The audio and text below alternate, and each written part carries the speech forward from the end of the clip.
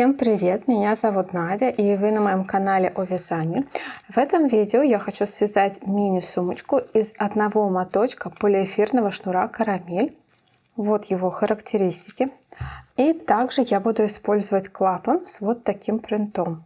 Также для вязания мне потребуется 2 крючка номер 5. Основную работу я буду делать одним крючком, а вот для набора у меня будет вспомогательный крючок точно такого же размера. Откладываю от начала вязания хвостик, наверное, 2 метра. В этой сумочке мне потребуется длинный хвостик. Беру один крючок, делаю петлю, поворачиваю и делаю вторую петлю. Перевожу вторую петлю на второй крючок, золотистый. Дальше у меня получается вот такая конструкция на крючках. Серым крючком подхватываю рабочую нитку, провязываю, поворачиваю крючки в руках, подхватываю рабочую нитку золотистым крючком, провязываю. Тем самым я связала одно звено айкорда. Когда я говорю связано одно звено айкорда, значит провязаны оба крючка. Снова серым крючком, снова золотистым. Я связала 2 звена айкорда. Опять серым и опять золотистым. 3 звена.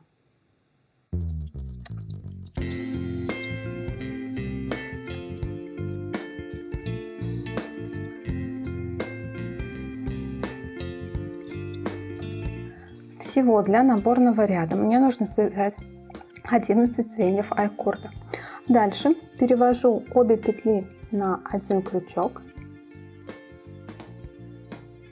провязываю их вместе вот так и начинаю делать первый ряд. Делаю первую петлю подъема. Дальше в эту же точку я делаю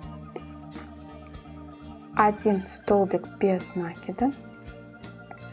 Это будет у меня точка, где будет происходить поворот, полукруг. Вообще в эту точку нужно сделать 3 столбика без накида, но третий я доделаю в конце ряда.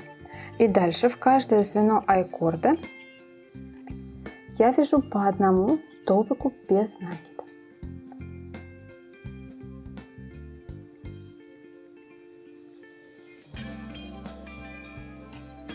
Вставляю крючок прямо насквозь.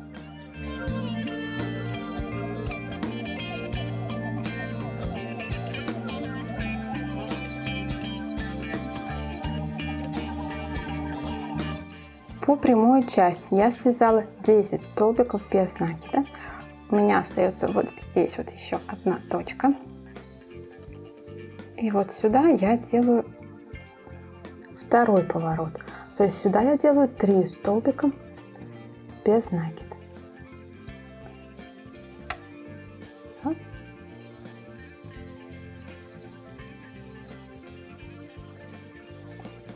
Два.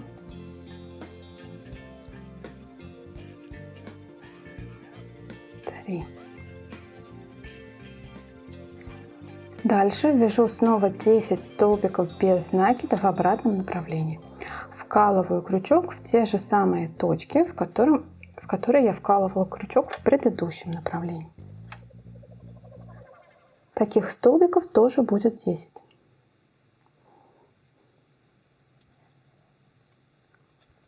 Хвостик вкладываю в ряд, когда вяжу обратное направление, чтобы он перешел у меня вот сюда. Хвостик у меня должен выходить вот из этой точки. Он мне здесь нужен.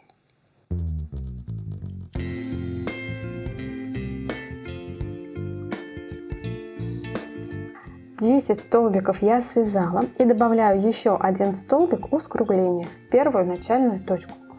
Ножку у этой петли я провязываю рабочей ниткой, а шапочку провязываю хвостиком и вывожу его. Делаю бесшовное соединение с помощью хвостика. Вставляю крючок с изнанки на лицо под первую петлю, под первую горизонтальную петлю, подхватываю хвостик,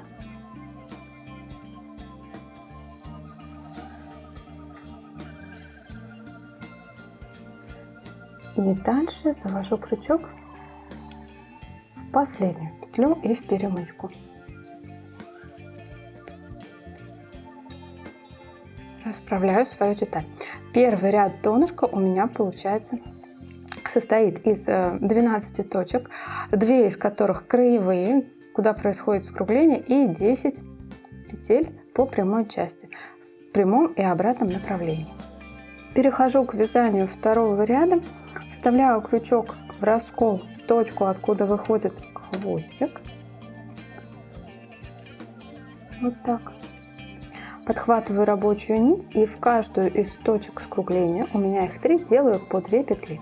Одну петлю я сделала, добавляю в эту же точку вторую петлю, в следующую точку опять 2 петли,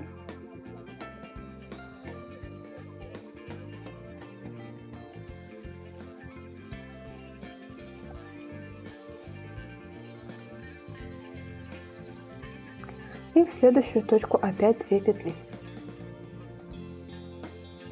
Тем самым во втором ряду я просто удваиваю все петли скругления. Дальше 10 петель по прямой части обычных столбиков без накида. У второго скругления опять удваиваю каждую из 3 петель и возвращаюсь, делаю 10 петель по прямой части в обратном направлении, а в конце делаю соединение хвостиком.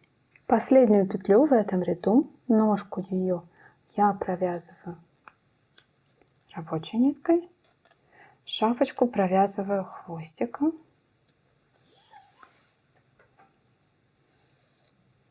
И делаю соединение. Вставляю крючок с изнанки на лицо под первую горизонтальную петлю, подхватываю рабочую нить, вывожу ее и завожу в последнюю петлю, в перемычку и в петельку, в шапочку. Расправляю свое изделие. Вот такое плотное получается у меня начало.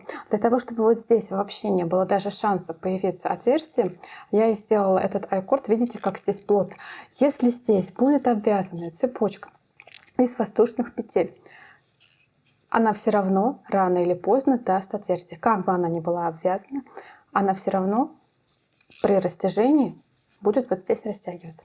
Если вам не нравится делать айкорд, допустим, он у вас не получается, то я оставлю для вас ссылку внизу на другой антидырочный наборный ряд, который дает точно такой же эффект. Третий ряд. Третий ряд начинаю опять в точку, откуда выходит хвостик. Эта точка у меня будет последней прямой петлей из вот этих 10. Да, вот это видно. Сюда вставляю крючок, подхватываю рабочую нить, делаю воздушную петлю. А вот дальше у меня сразу начинается скругление. Скругление здесь будет делаться по формуле 2 петли в одну точку в третьем ряду. Раз. Вторая петля. 2. И еще одна петля в одну точку. Повторяем это все 3 раза. 2 петли, 1 петля, 2 петли, 1 петля.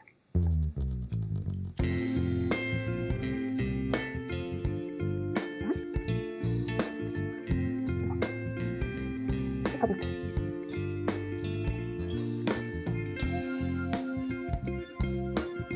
И снова.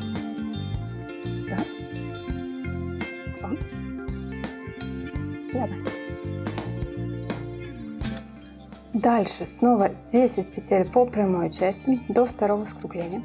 Опять 3 раза 2 петли, 1 петля, 2 петли, 1 петля, 2 петли, 1 петля. И остается уже 9 петель прямой части до начала ряда. Последняя петля в этом ряду, раскол. Ножку провязываю рабочей ниткой, шапочку провязываю хвостиком, вывожу и делаю соединение.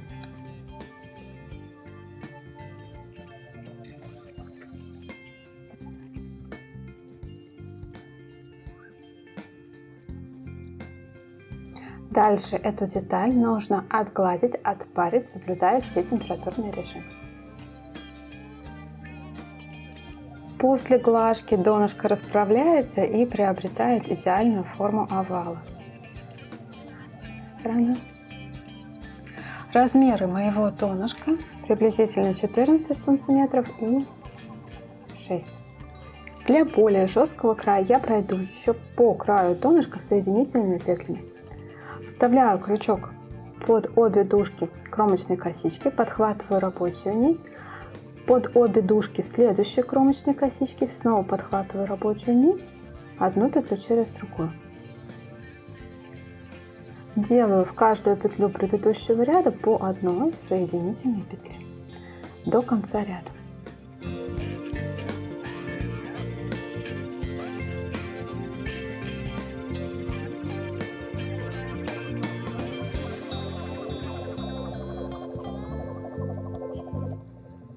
Последняя точка. Вставляю крючок, подхватываю здесь хвостик, вывожу его. Дальше вставляю крючок под обе дужки первой соединительной петли, подхватываю хвостик, вывожу его и с изнаночной стороны завожу крючок в последнюю соединительную петлю и снова подхватываю хвостик и снова вывожу его. Донышко готово, и я перехожу к вязанию первого ряда узора. От точки, откуда у меня выходят нити, я немного отступлю и смещу начало в край, так как здесь будет стык, и лучше всего он будет смотреться на сгибе. Точнее, незаметнее всего он будет смотреться на сгибе. Одна нить у меня хвостик, другая рабочая нитка. Начинаю ряд хвостиком, вставляю крючок в косичку, в перемычку, подхватываю хвостик, делаю им одну петлю. Затем в следующую точку в косичку, в перемычку. И здесь я уже подхватываю рабочую нить. Вот она. Делаю вторую петлю рабочей ниткой. Здесь вот смотрю, чтобы петли аккуратно потом ввязались в ряд. Все петли провязываю вместе. Хвостик подтягиваю и откладываю его до окончания ряда. В вязании, в основном вязании он не участвует. Вставляю крючок в предыдущую петлю, в косичку, в перемычку, подхватываю рабочую нить. Все петли провязываю вместе. Опять в предыдущую петлю, в косичку, в перемычку, подхватываю рабочую нить. Все петли провязываю вместе. Продолжаю так до конца ряда. А в конце ряда сделаю бесшовное соединение. Я дохожу до того места, где у меня начинаются нити, и стараюсь эти нити тоже ввязать в свой первый ряд. Опять в петлю предыдущего шага, в косичку, в перемычку. И еще стараюсь подхватить нить свободную, для того, чтобы она ввязалась в первый ряд. Опять в петлю предыдущего шага, в косичку, перемычку. Так, здесь перемычка.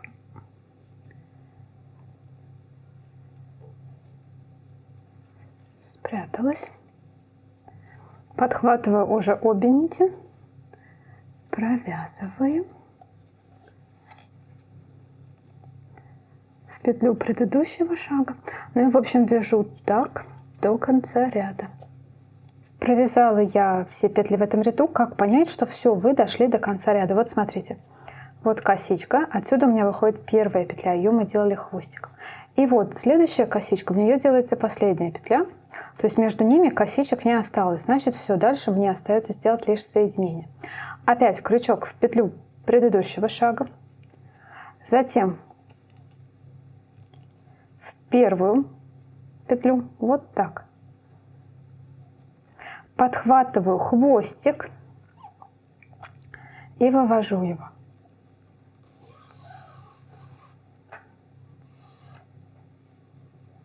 Подтягиваю все хорошо. С изнанки на лицо завожу крючок в первую горизонтальную петлю, подхватываю опять хвостик,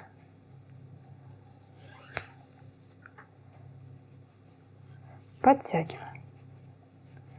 И затем в перемычку и в последнюю петлю завожу крючок, опять подхватываю хвостик и опять подтягиваю. Подтягиваю все петли равномерно и расправляю свой первый ряд вот так вот руками, чтобы он встал ровно и чтобы он не загибал донышко. И перехожу к вязанию второго ряда.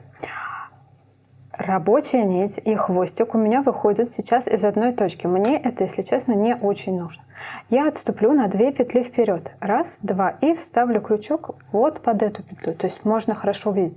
Вот у меня откуда выходят нити. И вот раз, два. Вот сюда вставляю крючок. Изнаночный ряд в этом узоре вяжется по изнанке изнаночными петлями. Подхватываю хвостик, делаю им первую петлю. Дальше в следующую точку под косичку, и вот здесь вот еще перемычка есть. Под нее вот так. Не забывайте подхватывать перемычку. Теперь подхватываю рабочую нитку, вывожу ее, 2 петли получаю на крючке, провязываю их вместе. В петлю предыдущего шага,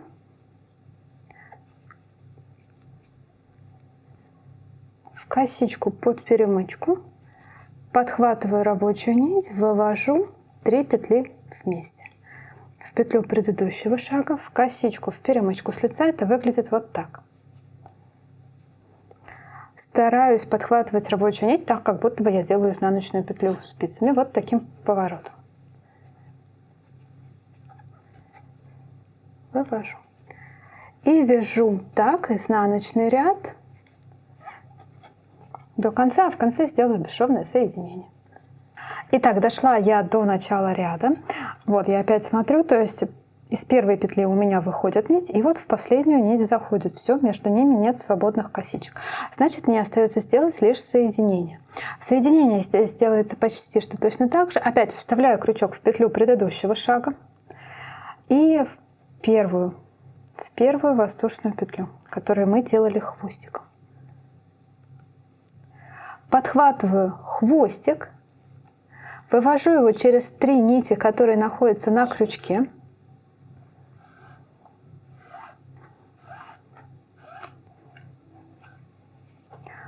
Затем вставляю крючок под первую горизонтальную петлю, опять подхватываю хвостик, опять вывожу его и затем возвращаю крючок в последнюю петлю, в перемычку и в последнюю петлю, подхватываю опять хвостик и опять вывожу его, подтягиваю для того, чтобы все петли были одинакового размера, и хвостик, и рабочую нить я подтягиваю. И вот такой получается второй ряд, это четный. Он вяжется по изнаночной стороне изнаночными петлями. Следующий ряд, третий, он нечетный, соответственно, его будем вязать по лицевой стороне. Опять смотрю, вот у меня точка, откуда выходит хвостик и рабочая нить. Передвигаюсь на 2 шага вперед, то есть раз, два. И вот сюда вставляю крючок под косичку и под перемычку. Вот перемычку сзади тоже нужно подхватить. Вот так. Первую петлю я делаю хвостиком. Вот так. В следующую точку опять под косичку, под перемычку. Вот так.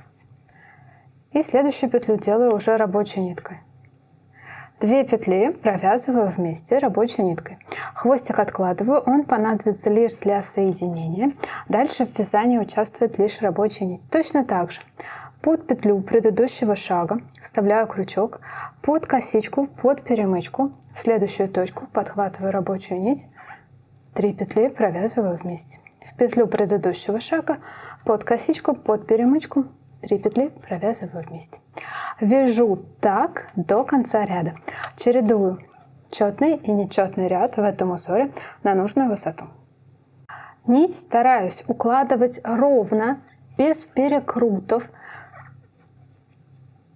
так, чтобы она ложилась плоской частью.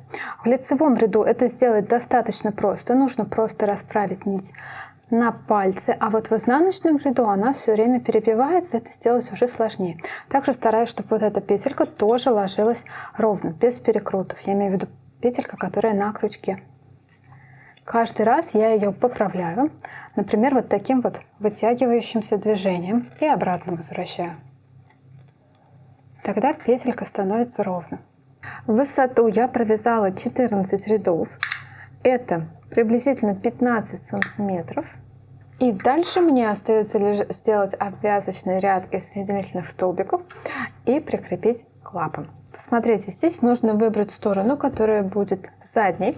Из-за того, что я сместила соединение на сгиб, здесь как бы обе стороны получились идеальными. Что одна, посмотрите, какая красивая, что вторая, да, и соединение ушло вот на этот сгиб с вот этой стороны. Даже если я ее сейчас расправлю, то в принципе соединение рядов все равно смотрится довольно красиво. Но все равно лучше уводить его на сгиб. На сгибе оно вообще незаметно и сливается абсолютно с фактурой этой сумочки. В качестве клапана у меня заготовлена вот такая деталь, тоже от пряжи Центр. Здесь по краю 10 отверстий. У них на сайте очень много принтов на разный вкус, под разную пряжу. Также можно заказать свой собственный дизайн, то есть клапан со своей собственной картинкой. Оставлю вам промокод на 5% на весь ассортимент этого магазина. Дальше сгибаю вот так сумочку. Вот эта сторона у меня будет задней. Беру 2 маркера, отсчитываю 3 петли с одного края. 1, 2, 3. Вешаю маркер. И отсчитываю 3 петли другого края. То есть вот это будет на сгибе петля. 1, 2, 3. Между маркерами у меня получается 12 петель, а с маркерами 14 петель. Маркеры не будут участвовать в привязывании клапана к основе. То есть пришивать клапан я буду в петли между маркерами. И дальше беру крючок и начинаю обвязывать сумочку по краю. Так, здесь у меня хвостик совсем коротенький. Вставляю крючок под косичку, под перемычку, подхватываю рабочую нить. В следующую точку под косичку, под перемычку, опять подхватываю рабочую нить. Одну петлю через другую. Под косичку, под перемычку, одну петлю через другую. Прохожусь так до первого маркера. Здесь беру крючок поменьше, тот, который входит в отверстие на клапане, потому что пятерка не войдет, и начинаю пришивать клапан. Ну, то есть я продолжаю вязать эту же косичку, только в этот раз я еще и вставляю крючок в клапан. Смотрите, отверстий у меня 12, а дырочек на клапане 10, поэтому кое-что придется пропустить. Опять под косичку в клапан, под косичку, под перемычку, точно так же. Вытаскиваю, провязываю. Пришиваю 3 петли клапана.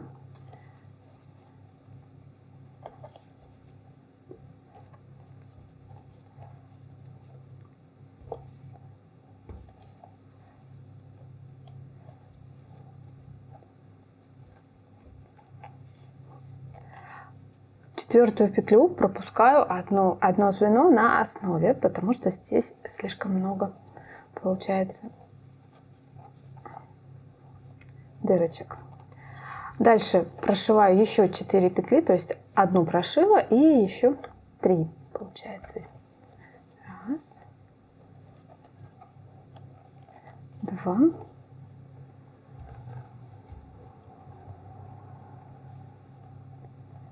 3. В следующую петлю на основе я опять пропускаю.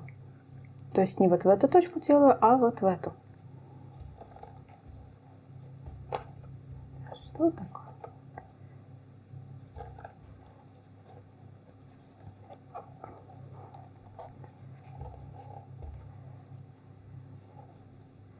И уже дальше заканчиваю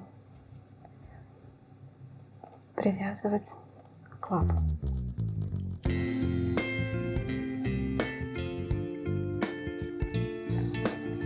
Возвращаюсь к предыдущему крючку и довязываю ряд вот до этой точки.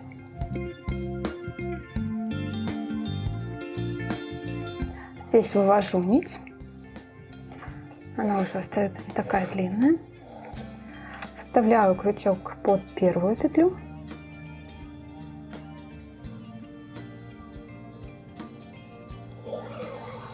Вывожу опять нить. И дальше с изнанки на лицо насквозь в последнюю соединительную петлю. Вот так.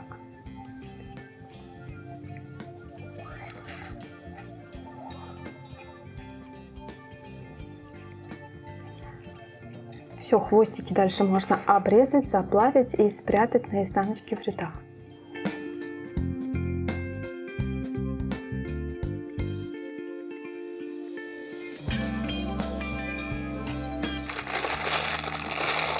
Шуршалочка. Для сумочки у меня заготовлено много фурнитуры. Сейчас я что-нибудь выберу. Есть вот такие замочки, но у меня, к сожалению, на ручке серебряная фурнитура, поэтому золотой, хотя, естественно, смотрится очень даже неплохо, не подойдет. Есть еще треугольный, но это опять-таки золотой цвет. Есть такой же, но серебряный, кругленький. И есть такой же, но ромбиком. Наверное, один из этих замочков я и выберу. Так смотрится ромбиком, а вот так смотрится кругленький. Какой вам больше нравится? Я, наверное, возьму ромбиком, потому что у меня такой геометрический узор на сумке, и мне кажется, ромбиком сюда тоже будет хорошо смотреться. Эти замочки на усиках, видите, я вообще скептически очень отношусь к замочкам на усиках, но, возможно, с этими замками я свое мнение поменяю.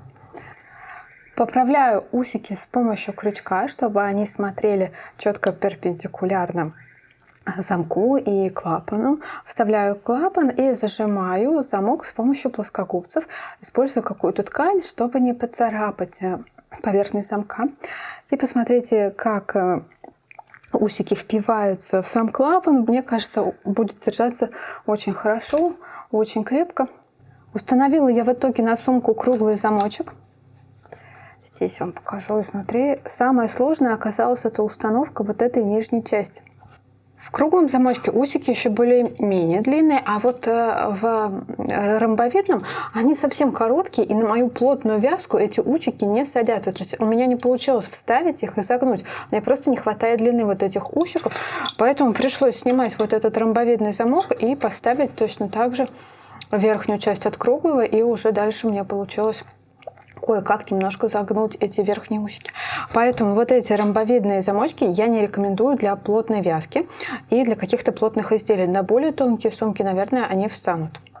У меня вот такой готовый сатиновый ремень, тоже от пряжи Центр, как замочки, пряжа, клапан. У меня все сегодня от пряжи Центр. И, знаете, я буду просто его вставлять в свое изделие без всяких колец, потому что кольца карабина у меня есть только крупные, но они сюда просто по стилю не очень подходят, выглядит очень нелепо. В такую сумочку, конечно, хорошо бы сделать подкладку, потому что если здесь будет телефон, то эта металлическая пластина может царапать экран. Я оставлю вам ссылку на видео, как сшить подклад под подобную модель сумки от Насти, от канала 88 клубков. Я делаю подклад примерно так же. Его вы найдете внизу в инфобоксе, либо вот здесь по подсказке. И посмотрите, какая сумочка получилась у меня на этот раз. Вот ее донышко. Обратная сторона, здесь тоже все идеально. Ручка. Если вам понравилось это видео, не забывайте про свои лайки, подписывайтесь на канал, если вы еще не подписаны, нажимайте на колокольчик, чтобы не пропустить мои следующие видео мастер-классы. А если что-то было непонятно, то задавайте свои вопросы в комментариях, не стесняйтесь. Спасибо за внимание, пока-пока.